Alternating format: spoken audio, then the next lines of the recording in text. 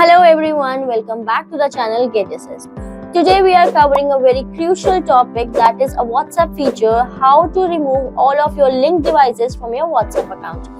This is especially useful if you have logged in on your WhatsApp web on a public computer or you suspect that someone else is reading over your chats. So let's get started. WhatsApp now lets you use your account on up to 4 devices, for say on a laptop, desktop or any other phone apart from the phone you are online with.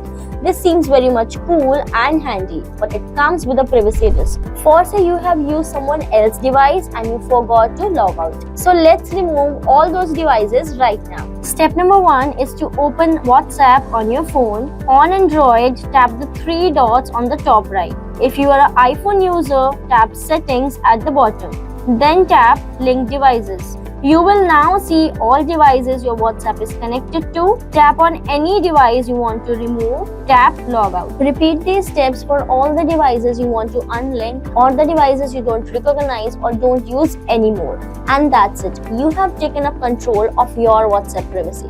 If you found this video helpful, do like, share and subscribe, and please share it with someone who is in need. Till then, see you, catch you in the next one.